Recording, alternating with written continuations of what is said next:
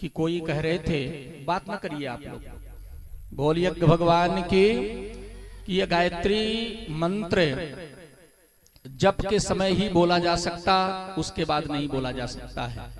अब देखिए हम इसके विषय में तो आपको बता दें, हमारे गुरुजी ने जो कहा है हम वही जानते हैं ना। दुनिया में और क्या क्या बहुत सी भ्रांतियां हैं। अभी हम अब 10-15 मिनट इसी पर थोड़ा सा कई प्रमाण हम आपको देंगे कि लोग क्या क्या कहते हैं, किसको किसको क्या कहते हैं, उस चीज को आप जान लीजिए। अगर जिसको कोई ये भ्रम हो, आप ये समझते हो कि बहुत बड़े जानकार, बहुत बड़े बुद्धिमान, बहुत बड़े विद्वान ने कहा है, तो आप एक चीज जान लीजिएगा, रावण से बढ़कर के बुद्धिमान इस धरती पर कोई नहीं था, उसके जैसा पंडित कोई नहीं था, लेकिन उसके जैसा राक्षस भी कोई नहीं था, ये जान लीजिएगा। चलिए सबका समाधान है, ये हम बता दे रहे हैं। और सत्य कटु होता है, जान लीजिएगा, बुरा मत मानिएगा। हम अपने मन से नहीं बोल रहे हैं, जब मेरे पास आया है तभी हम बोल रहे हैं इस चीज को। बोलिए गायत्री माता की जय। यूट्यूब में आप देखिएगा, एक कोई विद्वान है, नाम नहीं बताएंगे हम, आप स्वयं जान जाएंगे जब यूट्यूब पर आप देखेंगे तो। उन्होंने कहा श्रवण कुमार को राजा दशरथ नहीं मारे थे। तो लोगों ने पूछा तब कौन मारा था? बोले रावण मारा था, रावण मारा था राजा दशरथ को, ये श्रवण कुमार को, राजा दशरथ नहीं मारे थे। लोगों ने पूछा रावण कहां था? वहां प्रसंग में तो आता है कि वो शिकार खेलने राजा दशरथ गए थे और उन्होंने बाण मारा था। तो प्रमाण जानते हैं क्या दे रहे थे? उन्होंने कहा राजा दशरथ अगर मारे बाण को, तो राजा दशरथ तो शब्द वैदिक बाण चलाए थे, तो शब्द कहां से निकला था? पानी से। घड़ा कहां भरने गए थे? पानी में। पानी से आवाज निकली, तो वो बाण जब मारे तो पानी में लगना चाहिए, उनके हाथ में लगना चाहिए, घड़े में लगना चाहिए, तो सीने में कैसे लग गया श्रवण कुमार के?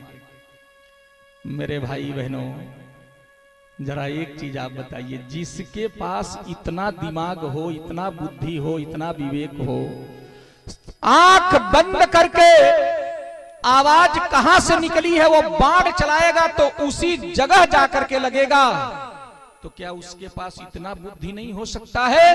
राजा दशरथ जी क्या समझ करके बाण चलाए थे, जरा आप बताइए। जो रामायण में लिखा हुआ है उसमें यही लिखा है कि जो राजा दशरथ जी सोचे भोर का समय है, हिरण पानी पीने आया है, यही तो सोचे थे। बोलिए क्या सोचे थे? हिरण कोई पानी पीने आया है। तो अब बताइए आप कि हिरण पानी पीने आया तो पानी पी रहा है, तो आवाज कहां से निकली? पानी से। अगर वो उसका मुंह भी वहां वही सोच करके अगर मारे तो भी, अगर हिरण ही समझ करके मारे तो फिर उसके मुंह में ही लगना चाहिए। तो आप बताइए, उन्होंने विचार किया हिरण पानी पी रहा है, आवाज यहां से निकली, और उसका शरीर, गला कितना दूर होगा, उसका सीना कहां होगा, छाती कहां होगा, तो उतने दूर का अंदाज करके और राजा दशरथ जी बाण चलाए थे। एक हाथ की दूरी होती है गले से और शरीर से, हिरण के शरीर से और गले से मिलाकर के एक हाथ की दूरी, और श्रवण कुमार भी जो पानी भी भर रहे थे तो हाथ ही लगा करके पानी भर रहे थे और उनका शरीर बाहर था। तो ऐसे अंदाज लगा करके और राजा दशरथ जी बाण जब मारे तो श्रवण कुमार के छाती में लगा था।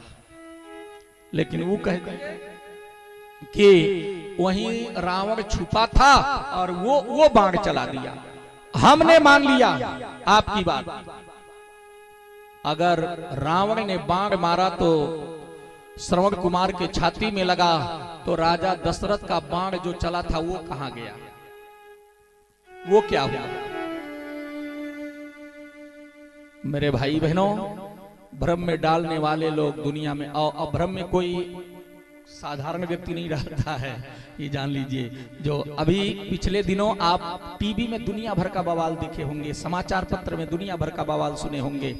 एक व्यक्ति महापुरुष एक चौपाई पर दुनिया भर का कमेंट करके और कितना रामचरितमानस जला दिया गया, कितना बवाल हुआ था उस पर। और क्या उन्होंने कह दिया था कि तुलसी बाबा छोटे जाति के लोगों के लिए उन्होंने बड़ा गलत शब्द का इस्तेमाल कर दिया। रामचरितमानस में, ये तुलसीकृत रामायण में लिखा हुआ है, एक चौपाई, ढोल गंवार शूद्र पशु नारी ये सब ताड़न के अधिकारी।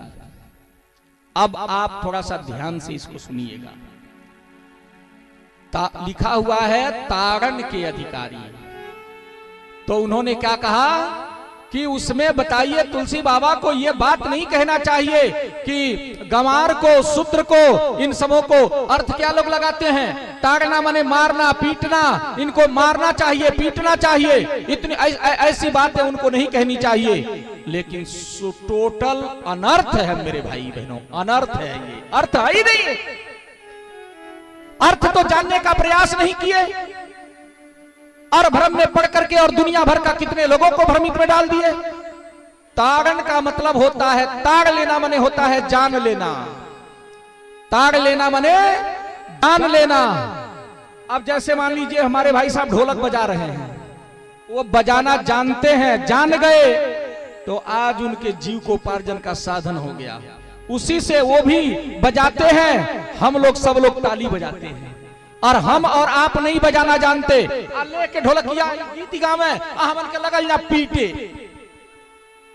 बोलिए तो क्या कहेंगे, अरे महाराज उन्हीं को दे दीजिए, जब नहीं आवता तो कौन जरूरी वाले लेके घूम ले, है कि नहीं है। जान लेना, उन्होंने वो जान गए, ताड़ गए कैसे ढोलक बजेगा, आज उनके लिए लाभप्रद हो गया। ढोल गंवार, कुछ गंवार ऐसे होते हैं जो गांव में कहा जाता है ना, फलाना आदमी है ना फलाना, अगर वो किसी की बात नहीं मानेगा, किसी की बात नहीं मानता है। लेकिन अगर फलाने कह दें, थोड़ा निवेदन है बहनें थोड़ा आगे आ जाइए, इधर इधर की बहनें, इधर की बहनें बैठी रहेंगी, इधर की बहनें आगे आ जाइए, जगह पीछे कम हो गया है, आप थोड़ा सा आगे आ जाइएगा, जो बाद में बहनें आ रही हैं पीछे बैठती चली जाएंगी, थोड़ा थोड़ा सा खिसक जाइए आगे, एक एक हाथ। हाँ, अब आप इधर से चले जाइएगा, वहां की बहनें नहीं खिसकेंगी, इधर की खिसकेंगी सिर्फ। हाँ, वो रहने दीजिएगा जहां कैमरा लगा है। बोलिए भगवान की। ढोल गंवार, गंवार के साथ कैसा बर्ताव करेंगे कि वो हमारे साथ में काम करता हुआ चलेगा, हमारे लिए लाभप्रद होगा। शूद्र, शूद्र के साथ हमें कौन सा बर्ताव करना है मेरे भाई बहनों,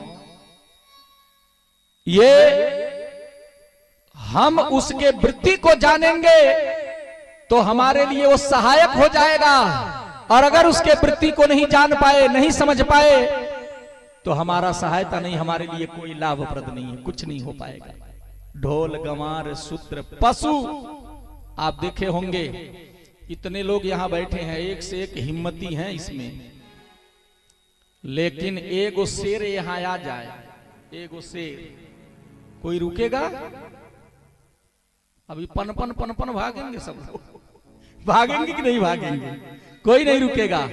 लेकिन एक आदमी 10 शेर को नचाता है, देखे हैं कि नहीं देखे हैं? 10 शेर को नचाता है, क्यों? क्योंकि उसके वृत्ति को वो जान गया है, समझ गया। आप देखे होंगे बंदर को नचाने वाला गांव गांव में ले जा करके बंदर और बंदरिया लेकर के जाता, सिखा दिया, जाना बता दिया उसको, उसी से वो उसका पेट भर रहा है, और बताता है बंदरिया से कहता है तुम नाराज हो करके चली जाओ, तो कहता है अब मैके जा रही है, तो अब उसको बंदर को कहता है कि अब तुम जाओ और जा करके मना करके उसको लेकर के आओ, तो वो जाता है डंडा लेकर के और जाके मना के, है कि नहीं है ऐसा?